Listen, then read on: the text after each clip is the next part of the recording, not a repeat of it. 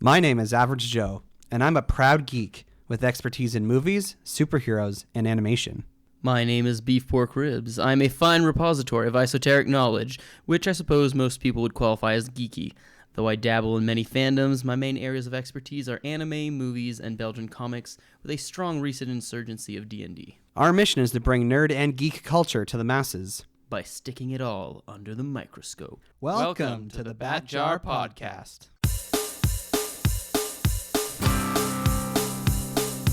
Movies, comics, graphic novels, TV, cartoons, animation, nerds are geeks, entertainment culture. Hear it on the Bat Jar, Nerdy Power. Nerds and geeks, come gather around the scene. Come and join us in the Bat Jar. Come and tune into Average Joe and his team. Lots of room here in the Bat Jar. When the newest nerdy news drops, these podcast pals put it under the scope. DC, Marvel, Disney, Star Wars, cinematic multiverses. Bat Jar, Nerdy Power. Hello there, and welcome to the Bat Jar Podcast, where we put nerd and geek culture under the microscope. Beef Pork Ribs, we recorded the entire conversation last week about the Umbrella Academy, but we ended up going on for almost 2 hours, and so we kind of cut up the whole conversation into 2 parts, and we had part 1 last week, and we're going to have part 2 this week. Are you excited for part 2, Beef Pork Ribs? I am excited for part 2, but I also had this nagging feeling the entire time we were in the second half of this recording, being like, man, why didn't we do this for the One Piece episode? Fair enough. So here's the rest of our conversation from the Umbrella Academy. Nonetheless, this is where we really need to get into spoilers because everyone's been biting their tongues, not talking about specific things. So if what we've said has gotten you interested in the Umbrella Academy, go read Volume 1 or whatever volumes of the comic book. Watch the show on Netflix. We're now inside what we call the Spoilerverse on the Bat Jar Podcast. This is where spoilers are open season for everything. People have been warned. I think maybe the easiest way to talk about spoilers is, who is your favorite character in Season 1, and why is that? Klaus is my baby boy. I adore him with all my heart. I cosplay him, like, almost constantly because I identify with him way too much and just enjoy everything about him. And for me, like, Klaus is a really good character because you can be fun and crazy. Like, he's fun and crazy and does unpredictable stuff, but then he also is like super angsty and broken, and like those are two, like, people like both those types of characters, and like he's all of that, and he's very unique. He's great to cosplay because like he's very recognizable. Even a bad Klaus cosplay is like super recognizable because he has a very specific style. He's very gender nonconformative, and just, I don't know, he just I love him so much. And is there anything like that happens in Season 1 that like stands out to you as like, I love this baby boy for this reason? Okay, like, I like that. Well, first of all, he's very interesting in that until the end of this Season 1, his powers, they're not even, like, I was going to say his powers are defensive, not offensive. They're not even, like, super defensive. Like, his powers are not, he had to really think outside the box and discover another level of his powers in order to make them combat powers, because Klaus can speak with the dead, and like talk to ghosts and stuff, and that is not super useful in a fight. Like, that, it's just not. And in fact, like, even like I'm reading Volume 1 of the book, I'm trying to think, like, I don't think he doesn't really do anything in the fights there either, and it's like, okay. In the I think he can fly in the comics. He can't do that in the show. He just talks to ghosts and apparates ghosts. So he just, like, he obviously has a level of training just for basic combat most people don't have, but that's it. And so even there's points in the show where they treat him and Vanya the same way. They tell them both to get out of the way because they're not useful right now, because that's neither of their specialities. And obviously later it turns out Vanya is a heavier hitter than any of them, but Klaus and they discover the same thing with Klaus, which is really interesting. And his and Ben's relationship is really fascinating. The way he interacts with his ghost brother, I guess, and just yeah, I like at the in the big climax at the end when he goes.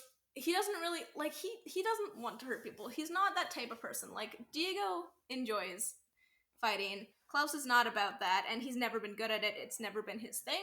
But when push comes to shove and he needs to be involved and he needs to help, he does it and he creates something new. Like he does something through like all his dad's training and making them do things and how do I like after everything his dad put him through, locking him in with ghosts to make him talk to ghosts better. Terrible idea. That's how you get a kid who's addicted to drugs to not see ghosts. It is through working with his brother. It's through like love and understanding and working together and teamwork that he figures out a more useful part of his power, and he figures out that he can actually channel ghosts and he can make them solid, and that is super useful. And if he hadn't found that through working with his brother and them furthering their relationship together, then they may not that they got to Vanya in time, but they would have gotten to Vanya even later probably, because that was very useful. Yeah, Klaus is he's the best. I mean, I know everybody loves just the fact of 5. Like you have like this almost 60-year-old man in a 13-year-old's body and trying to have people take him seriously when he's like one of the best assassins in the space-time continuum. But Klaus, like as far as like character development, Klaus is my favorite. Like the changes he goes through, like what Mjolnir is talking about in season 1, and then in season 2, like learning to value himself in a new way, and trying to accept not just that he has powers and is useful and getting people to respect him, but also like to respect himself.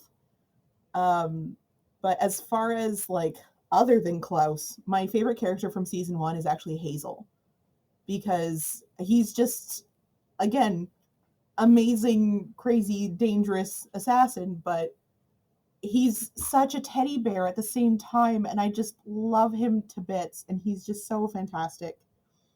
And then for season 2, I'm as far as like character development arcs, I'm trying to think. It's like for me, it's a toss up between Luther and Vanya, honestly, because like not only what happens with Vanya and her development, like to an almost point of being stable and being able to control her powers, but also Luther coming out of realizing that most of his life is useless, but now he finds himself being useful again. I think coming to grips with the idea that he and it's weird because they're siblings, but because they're raised as siblings, but like the fact that he's probably never going to be with Allison is, I think, something that really comes home to him in season 2, and him realizing that fact and kind of being rejected in more ways than one is probably one of the better things that could have happened to him. But I don't know. We'll see. Yeah, in season 1, I was gonna say actually Hazel was my favorite, but the more I think about it, it's gotta be 5 for me. Like, he doesn't have too much development. Like, he's pretty consistent through both seasons. Like, he's just fed up with everyone else's feelings. Like, and he's just like, why don't you understand? This is the objective truth that needs to happen right now. It doesn't matter. None of your problems aren't as big as this bigger problem. And if we solve this, blah blah blah. But later in season 2, he makes a couple of decisions that actually develop his character, in my opinion. That like, one was like, okay, this is spoiler right now, right? So like he like kills like the board of directors, and he doesn't do it for himself, even though that's like the last thing he wants to do. He does it to like save his family, which you don't see enough of in the show. I think like it doesn't get highlighted enough that he actually loves his family so much that he's willing to do these things. But I just gotta give a shout out. Like, so it's Hazel or number 5. Um, Primarily because their characterizations are so well done. By Hazel is played by Cam Britton. So if you guys ever watch Mindhunter, he was the co-ed killer, and he's just like always stole the scenes he was in. His like his cadence and his just like his presence is so like I'd love to see him in more roles. That guy, and then Aidan Gallagher, I just can't believe like this guy's like like the youngest cast member, but he can pull his weight with like Tom Hopper, who I think is a Broadway star, and so is the lady who plays Allison, and then obviously Ellen Page. And what else did I say? Also, in the comics, I'm glad they did this for the show. In the comics, I'm pretty sure number 5 is supposed to be 10 years old, and like they aged him up a bit for the show, which is probably a good call. So, but I would say 5 for me. Well, I was going to say 5, but no, actually, it is Hazel. That's my favorite character. Um, Partially because I don't know, I like there is this idea that both of them kind of have this. Yeah, they're assassins that are supposed to like not care about anything, but then they do develop their feeling. But I don't know. I feel like both the ridiculousness and the care that was put in the fact that his escape from the life and him getting in touch with his feeling is falling in love with this woman at a donut shop and then ditching everything to live with her is stronger and better than 5's eventually.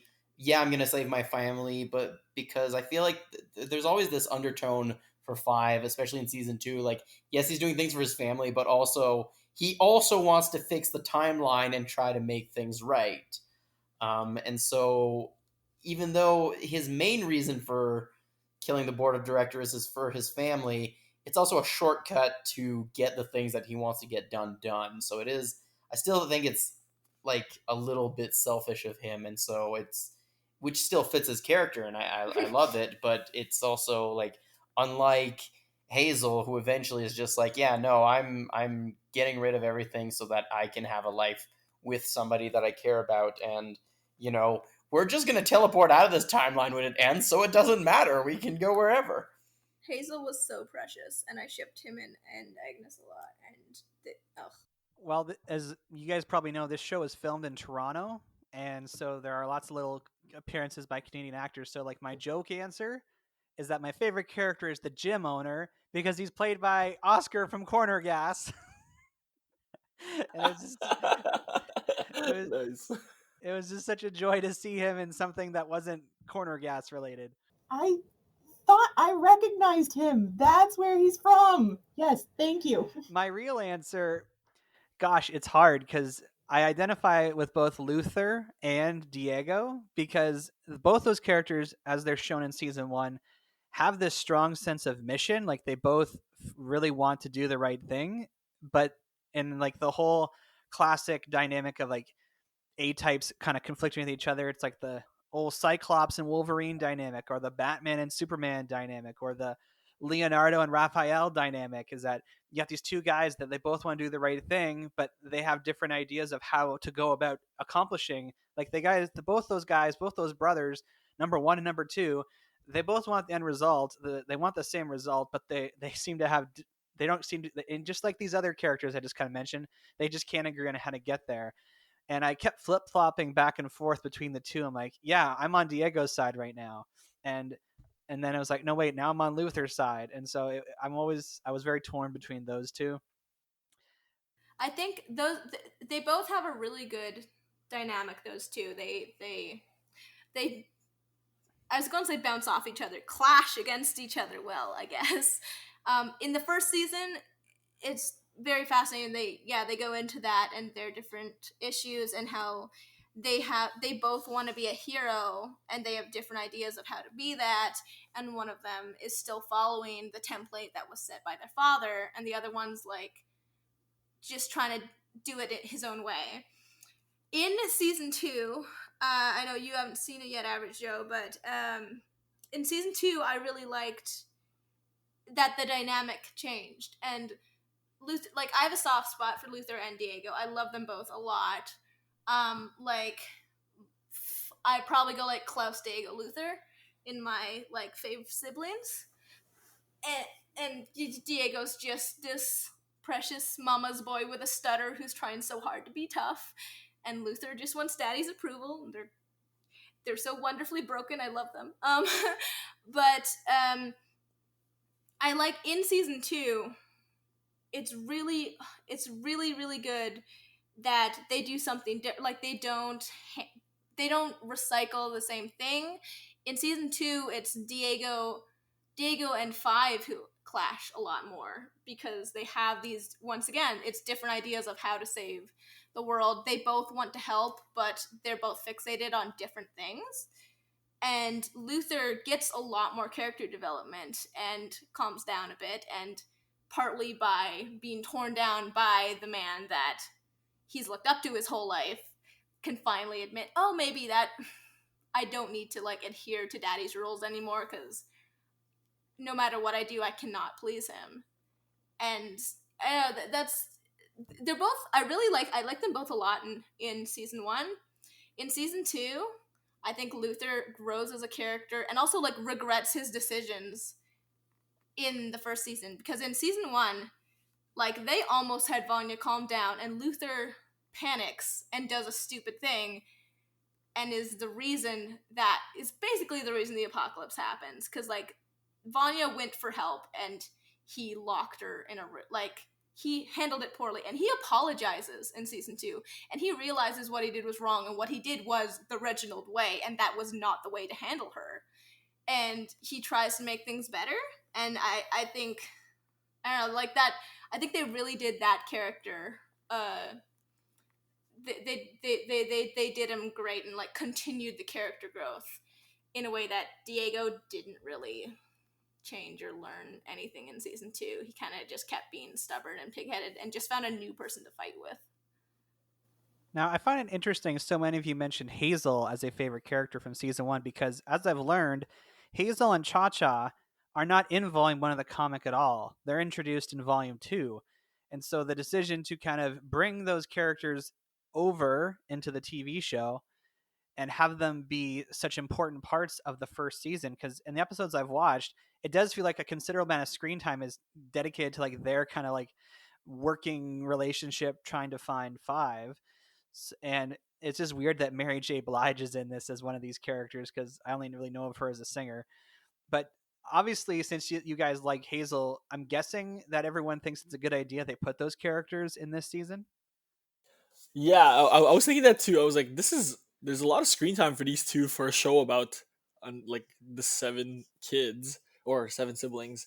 But I guess like from on one hand, in one hand, I was thinking like, yeah, Mary J. Blige and Cam Britton, like those two stars, are kind of command the attention, or like they're worthy of the screen time, and their dynamic was actually really fun to watch. And secondly, I think in a broader scale, it like made the commission a little more relatable, because then otherwise the commission just sounds like this like omniscient corporation that like, yeah, that it's like too big. But then for me, like watching these two assassins, um like it helped me to see that, yeah, okay, like this is the commission is a whole like entity that I can like kind of follow, and it's easier to understand. And yeah, and honestly, they're fun characters. That's I think part of the reason Umbrella Academy might be my favorite TV show at the moment, because the characters are so human and relatable. They're obviously like accentuated, right? But the heroes have all these huge character flaws, and the villains have human moments and have good in them. And I think it was very important of them to show Hazel and Cha Cha and like El Pacifico was saying, like to humanize they humanize this big bad corporation. You see, these are real people. You can also, it also makes it more what you understand more how Five got caught up in all this, because it's like these are just 2 other people who got caught up in all this, and this is their job now. It makes you like kind of understand more how Five could have just gone around killing people for years. It's like this has happened to quite a few people. Apparently they just get caught up in something bigger than them, and they have these certain skills, and they get trapped in this life, and that, as Five and Hazel prove, they're not, a lot of them aren't really happy with. And it would be grating and horrible to just have your life be killing people one after another. That would be horrible. And especially with just Hazel having that bit of humanity and just starting out by even just, you know, complaining about his job really low key, but then just he starts realizing there's more to that, and there's more reasons why he feels unfulfilled other than just, oh, I always have to carry the briefcase and blah blah blah. And he uncovers this stuff about himself that he doesn't like, and that he doesn't like what he's become in this life. And in season 2, it really kind of sucked what they did to him. That, I guess we're in spoilers, so I can, like, they just killed Hazel in like the first 5 minutes of season 2. I was very upset. Like, I think that character deserved better. That actor deserved better. Like, that actor, like we're saying, a lot of people loved him and his performance in that show, and just killing off the character instead of just writing him out for a bit means make it so that he's less likely to be able to come back again, even though he's contributed so much to what makes the vibe and style of the show so good. It's fascinating to me, like, thinking about Hazel and Cha-Cha and Five as just wheels, like cogs in a machine. And even the way that all of the scenes at the actual commission are structured and put together and framed, it looks very, very machine factory like it's very, very much, like the corporation, like as like monsters, as entities, like as these things that are kind of like soul crushing, grinding, like you're just a piece in a puzzle. There's no personality, there's no individual growth, there's no development. Like, to have that juxtaposed against this family of, yes, very dysfunctional, but all very individual and different people who, with their individual powers and goals and lives and dreams and ways they handle their problems, to me it's really, really indicative of who wrote the story. Like, if you've ever watched any of the videos or listened to any of the music from My Chemical Romance, a lot of it is about standing up to the man, like typical rock and roll stuff, right?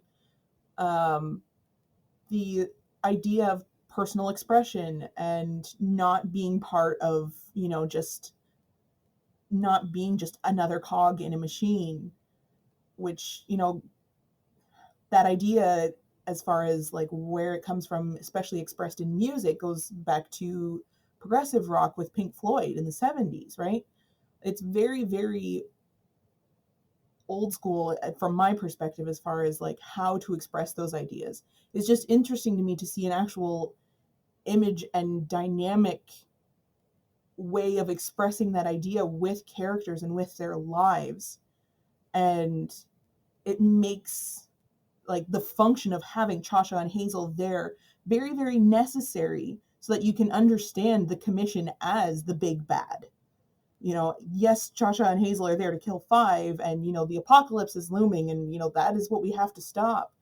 But at the end of the day, the people you're fighting against is not like fate itself, it's the commission that's ensuring that fate will happen. And to me, that just has Gerard Way just written all over it. Yeah, I looked up Gerard Way a little bit just again to prepare myself for this, and it seems like he had quite the history of substance abuse as well. So I can't help but wonder if like Klaus's character arc was inspired by his own real life experience. And I know that comic book writers do this because Denny O'Neil, a comic book writer who just passed away, he was the writer behind the Demon in a Bottle storyline that Iron Man went through. And I found out that he had actually, Denny O'Neil, I should say, had actually gone through a bout of alcoholism prior to writing that story. So I know that can happen in comics where someone's like real life experience informs what they write. And I can't help but wonder if that the same thing was happening here. I would not be surprised, because honestly, that's what makes things more real and more interesting. Like, you can usually, like, to me, when you're reading a story, the best stories are the ones that have already been lived. You know, they're based in fact, they're based in reality. You know, that's why we love the fact that these characters are all so human and broken and struggling and still choosing to have hope and still eventually working together. That's what makes them real, and you know, it makes it a worthwhile story, is the fact that it's, you know, like a lot of the characters, you know, they're based on real people. And a lot of the best stories are like the best stories, and the ones that stick with us are the ones that are based on a real experience. And you can't fake that.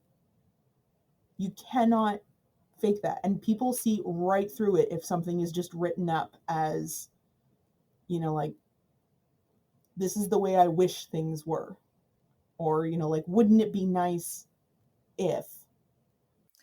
That's why I think superhero stories in general, and Umbrella Academy more specifically in this case, appeal to so many people, because it is through telling these exaggerated stories of these crazy worlds with, you know, insane powers and and it starts with real experiences and relatable things that people have experienced, just getting blown up to the nth extent so that you can really appreciate and dig deep into that problem. And it all starts with this kernel of truth and this kernel of, some people, in this case, some people, you know, have really sucky upbringings and abusive parents, and that affects you for like your whole life.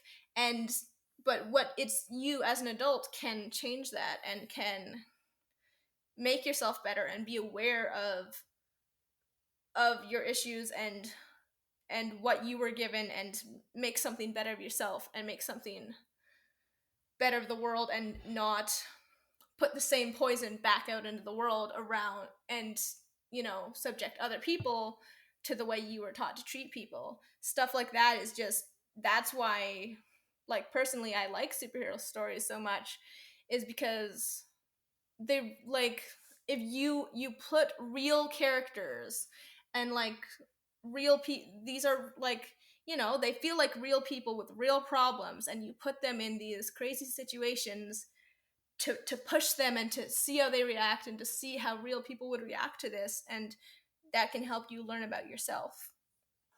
Yeah, too. I was just thinking, like, I've probably seen like dozens of shows, movies about superheroes that have kind of elements of Umbrella Academy. So for me to actually binge 2 seasons of this in a couple of days, like, I'm trying to think of, like, wow, like, did I see something new, or, you know, like, why did I actually stick around this long besides this podcast? But I would say, like, I just want to highlight, like, Allison's story. So Allison, in my opinion, was probably the most relatable for me, because, like, first of all, she has kind of like that purple man powers, that Kilgrave power of just like suggesting something and then you'll do it.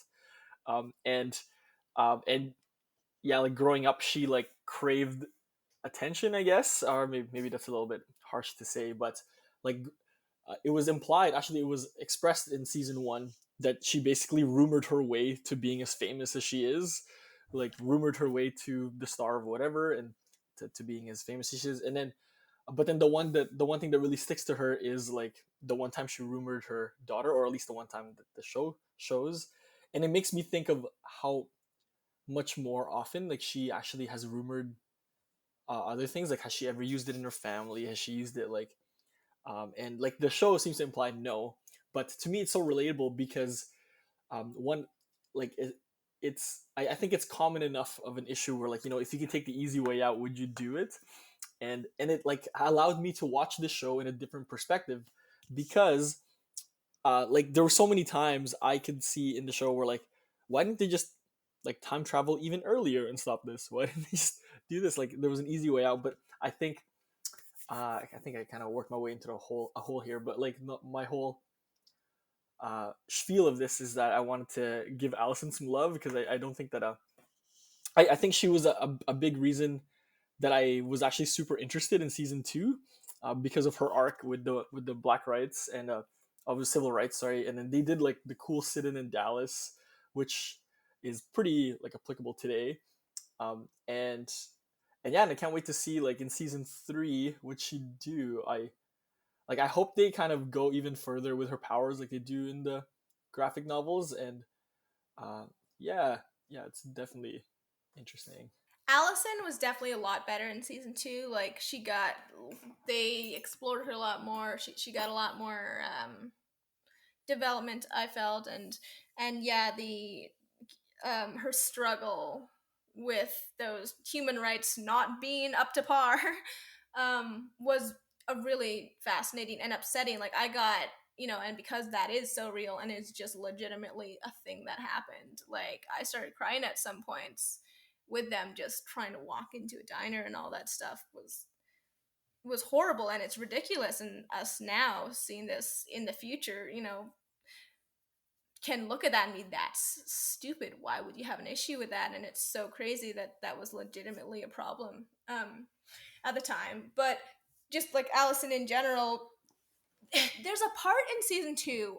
I feel like it's Klaus. One of her brothers, like, is just like kind of bullies her a little bit about how, like, oh, it would be so useful if you use your power, but you never use your power, do you? And it's like, it's Diego, yeah. No, my brain was like, it's Klaus or Diego. It's one of those. It was one of those boys. But yeah, and it's like, there's the saying that absolute power corrupts absolutely, and any character in any piece of media that has mind control powers, like, has misused them at least once or twice. And it depends and stuff, but it's like, especially when it is something like a mutant, someone that grows up with this ability, it's like it's impossible to not be corrupted by that, at least for a short amount of time, like at least for a bit, to not get corrupted in that.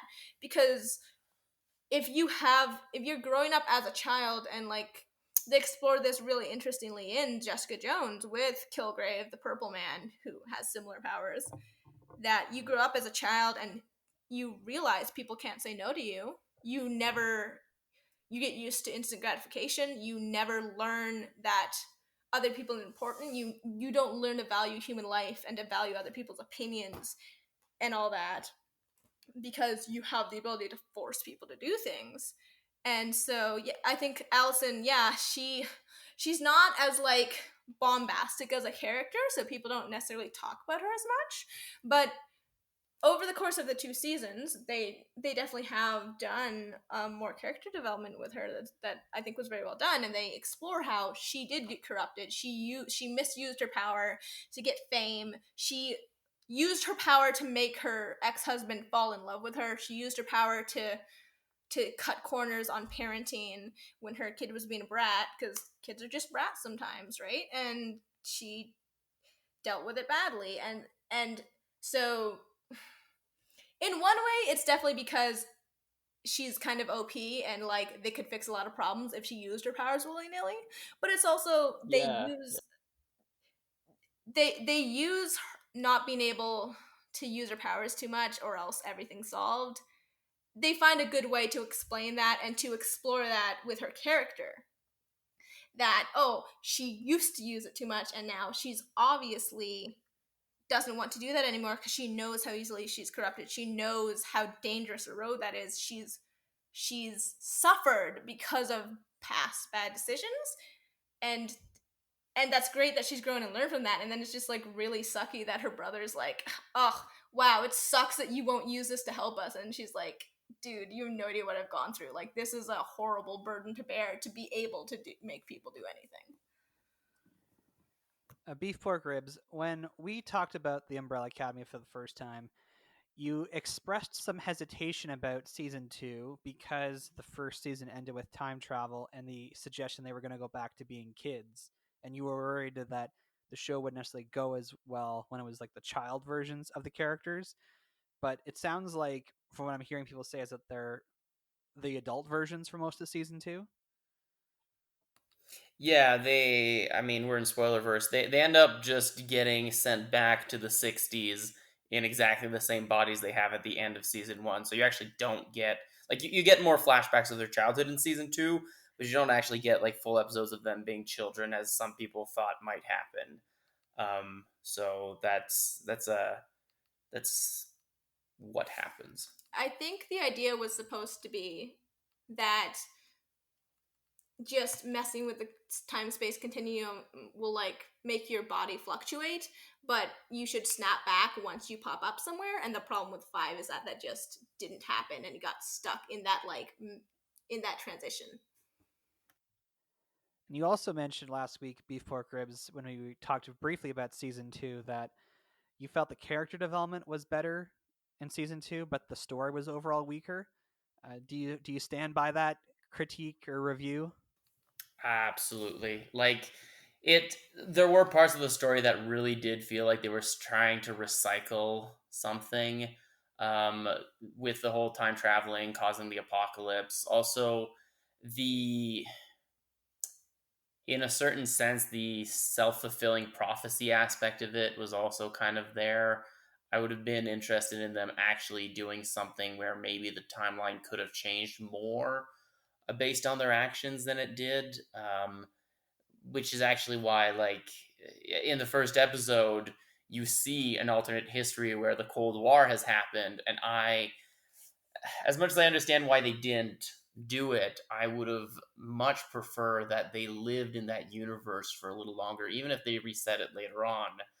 I think that would have been a more compelling story and could have still had some of the same elements of character development, especially because a lot of it happens through flashbacks anyway.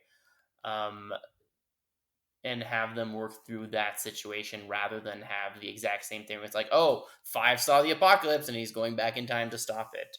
But I do admit that, like, as far as character development, as Mjolnir and El Pacifico mentioned, especially for like Allison, somewhat for Vanya, but there were. I find that her storyline in season 2 had the most problems with it. It wasn't bad, but it had the most problematic elements out of all of them. But it was still a lot more focused around the growth of the characters rather than what happens in the story, because in some sense what happens in the story is irrelevant because it's in the past and they don't massively change the timeline, so more or less everything they did was moot. Would anyone care to disagree with Beef Pork Ribs on this review of season 2? Character development good, better than season 1, but plot not as good. Okay, Klaus's character development is not as good in season 2. He had way more going on in season 1. And they tried to do something in season 2, but they didn't follow it through completely. And what do you mean they didn't change the timeline? Klaus started a cult. That's gotta have some repercussions in the future. Like, it's freaking insane. But that whole thing, like, they had this whole cult storyline that didn't really go anywhere and was like mostly comic relief. But it's like season 1, Klaus was a lot of comic relief, but like he did tie into the overall storyline eventually, and like he did some important stuff, and he went back to Vietnam and had all that stuff happen with Dave, and then even though you don't see much of Dave, you really feel the loss of Dave once he's gone. And that's like half the season is him dealing with losing the love of his life. And he like they start to do something with that in this second season. But then they like decide to do more like random hijinks with the cult instead of focusing more on the Dave storyline, and it didn't feel like it connected at all. I don't disagree with BPR. Uh, the plot I found was a little too complicated. It didn't really need to be that complicated, but the character development I thought was really good. On Mjolnir's point about Klaus, I agree. Like I feel like he just did a lot more stuff in season 1, but I think like this is just my take on season 2. Like it was kind of like like it set up a lot of things that are pretty big reveals in the graphic novels, which so now like I'm excited for season 3. Like one big one they just kind of threw at the end of episode 8 or 9, I think. They like reveal, they basically imply that like Reginald Hargreaves is an alien, and so that's something that they're gonna have to explore. And that's straight from the comic. And they also introduced this notion of like there's actually other kids out there, or the other superpowered beings out there who were also born on October 1st, 89, like that wasn't in the Umbrella Academy. And that's like driven home at the end of season 2, where like they like time travel back to 2019 only to find that Sir Reginald is alive, but like the Umbrella Academy never was the Umbrella Academy. It was called the Sparrow Academy. And oh, sorry, hang on a sec. Yeah, the Sparrow Academy, and then the head of it seems to be Ben, who's alive now. So I think that the purpose of season 2 on a greater scale was to set up all these like other things that are going to be important moving forward, because then the commission, like this is dismantled from what we know. It's going to be completely different, and it looks like they're taking like a baby face turn, where now Herb, who's like a really funny side character, is gonna kind of play more of like a good guy route moving forward. And yeah, and I'm expecting in season 3 that they actually elaborate on their powers, because I was actually thrown off by this in the last episode, where Diego like catches all the bullets, or like suspends them kind of Matrix style, and then diverts them one way. I was like, whoa, like I actually totally didn't realize that he would have this like uh power, and I was like really intrigued by that, and so it makes me excited to see like what else can everybody else do, because they kind of teased us in episode 1, where like Five jumps right into like this nuclear battle, and all his siblings are like OP fighting for the American side or something, and they're like, "Whoa!" I was like, "What the heck? This is so cool!" It's like the Avengers, and then it's like a tease, because then 2 minutes later, it's like not, it's normal. So yeah, Okay, just quick. Yes, the Diego thing, like Diego's powers have never been very clearly established, and until that bullet thing, it seemed like he got the short end of the stick. It was like, your superpowers are throwing knives good and you can slightly curve them. I think that's what it's supposed to be. And it, yeah, seemed like a pretty like crappy superpower. Um and not is like, oh, maybe that's why he's so obsessed with being their version of Batman. He's trying to make up for how lame his powers are.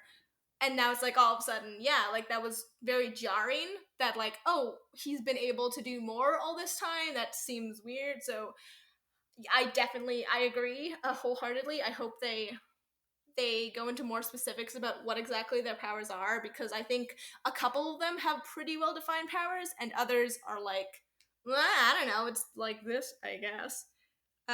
And just quickly, I wanted to say, as one of the people whose powers do get talked about more, Vanya, I just feel similar to Allison when we're like, let's give Allison some love.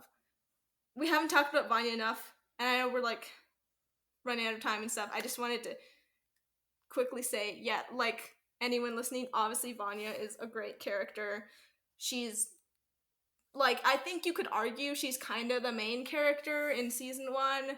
Like everything is revolving around her and her struggles and how she's been done dirty by her family. And like, she's a really interesting character.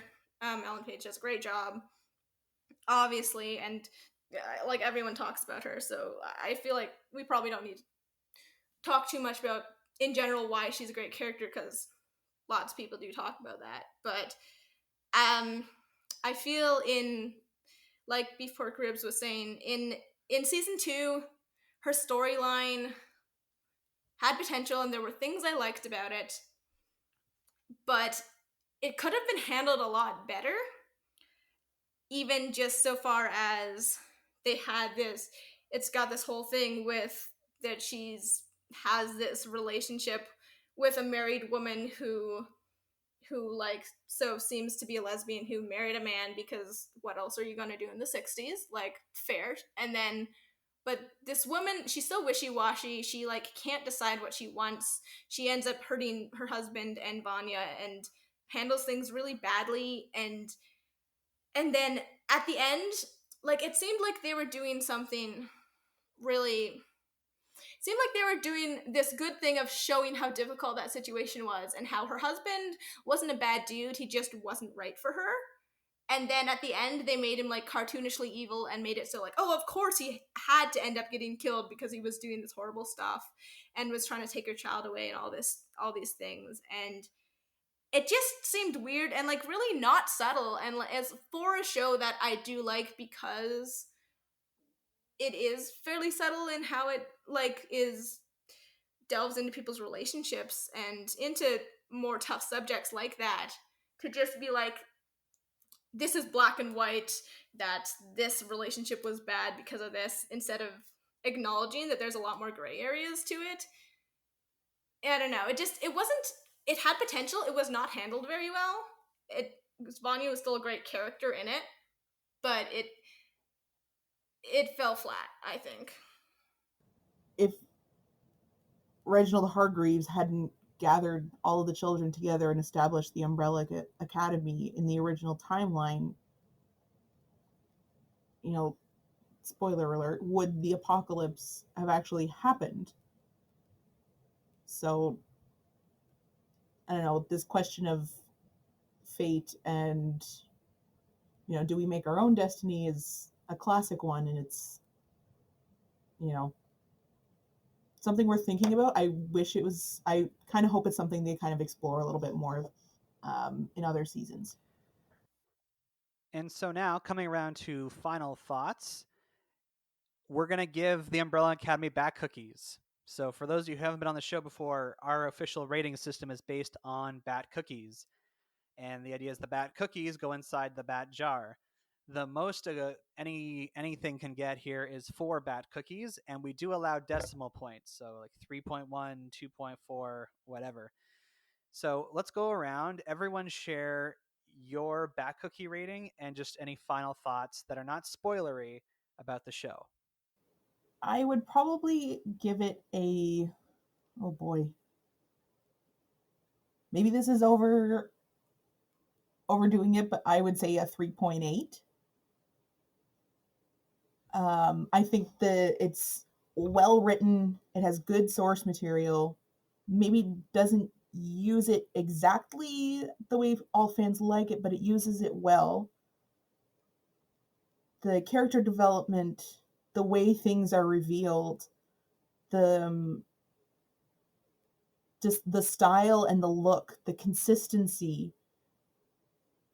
And yes, some of the plots, like subplots in season 2, did feel a little hollow or tropey, but they were still done well, I think. And just overall, as far as show goes, like entertainment value through the roof. So yeah, that's why I give it 3.8. The style is, I just wanted to say something about style for final thoughts. I feel like we didn't really touch on it much, but I really love the style of the Umbrella Academy. Obviously, I adore the characters. That's the main reason I like it, because as someone who watches superhero stuff for the characters and for the character development and all the behind the scenes more than like the fighty punchy stuff, this show definitely has a lot of that. So if you like that stuff, if you watch Marvel movies for like the broken boys behind the masks, then like I think you'll like the show.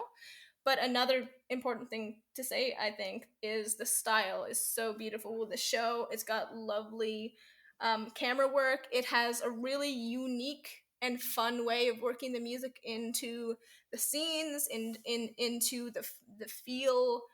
It's very well done, and just the way they do flashbacks, the way they cut to things.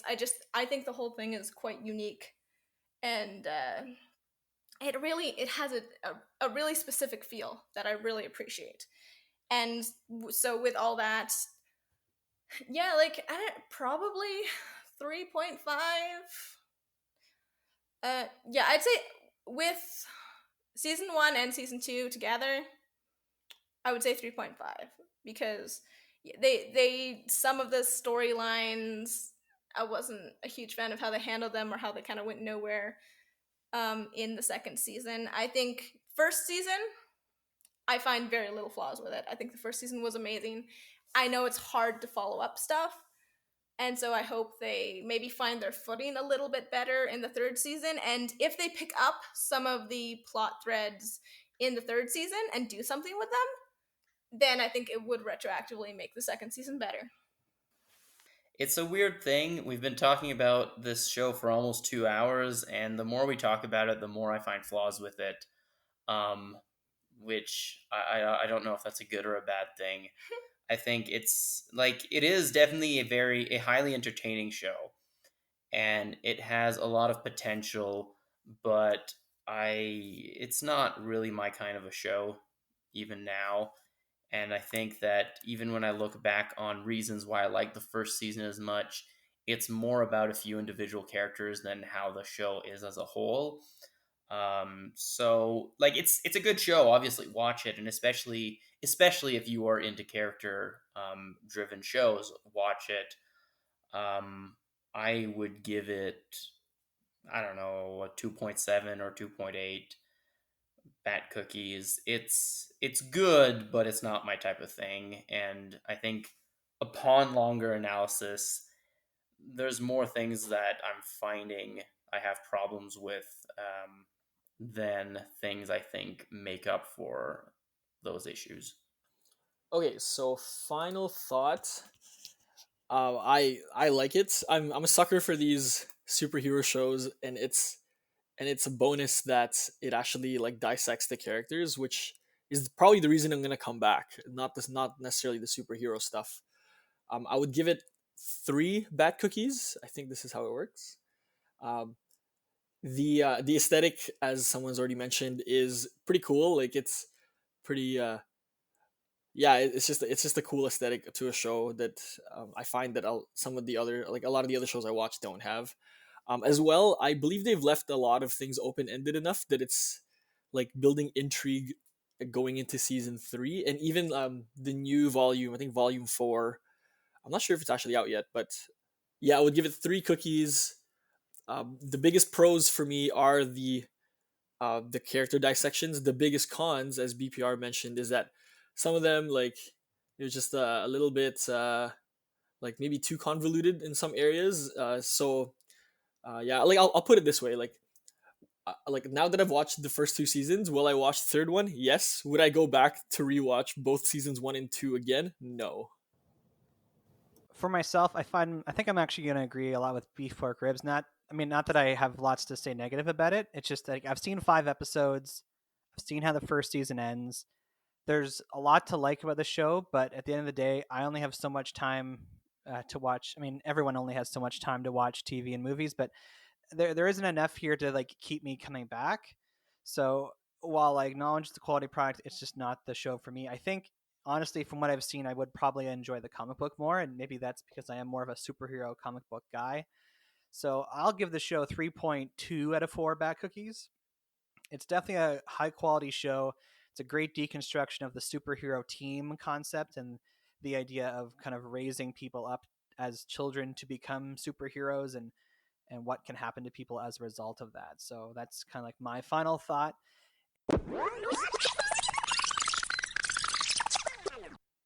And that brings our conversation about the Umbrella Academy to a close. What do you guys think? Please let us know if you've checked out the show, if you have a favorite character, because once again, we have no mail. If you want to reach the show, you can send us an email at, batjarpodcast@gmail.com. or you can tweet us at. The Bat Cookie Jar. You can find the Bat Jar podcast wherever you listen to podcasts, including YouTube, because we got a channel. Share our posts on Facebook, write reviews, give our shows a rating. This will help all people join us inside the Bat Jar, and we appreciate it dearly. So we want to thank all of our special guests for being with us through this kind of two-parter on the Umbrella Academy. Maybe this is kind of starting a new format for the show where we actually do go more in depth into certain topics over multiple episodes, like Beef Pork Ribs kind of mentioned. So thank you to El Pacifico, you kind of did a first thing on the Bachelor, having your first appearance being like a two-parter. So thank you for being part of the show today. Thank you guys for having me. This is so fun. And both Libra, the book lady, and Mjolnir, thank you for being part of the show. And frankly, I know this might be like stereotyping or anything, but I appreciate how you bring a female perspective to this topic, because I, as a guy, just don't have that lens to look at media, and I think it's an important lens to have. Happy to provide our genders for your enjoyment. Happy to be here, happy to be a part of it, happy to tell you what it's like to be a woman and how we see media. So normally we go into the Bachelor to pull our topic for next time, but this coming week is going to be DC Fandom. So beef pork ribs, I don't know if you're planning on actually attending DC Fandom or not, but it's going to be our whole topic of conversation. When our next episode goes out, DC Fandom will have just finished. So everyone, mark on your calendars. I'm obviously a little biased and excited about it, but beef pork ribs, are you at all excited about DC Fandom? I am about as excited as I was for the last 3 online conventions, so Not very. not extremely, but I will gladly listen to you gush about it and give my input. It has been interesting conversations, I will say. Very good. So until next time, when we talk about DC Fandom, I'm Average Joe. I'm Beef Pork Ribs. I'm Mjolnir. Libra the book lady. El Pacifico. Catch you on the flip side. I forced Average Joe to put JoJo's Bizarre Adventure in the bat jar. See you between the shelves. Doodles. Remember, West Coast, best coast.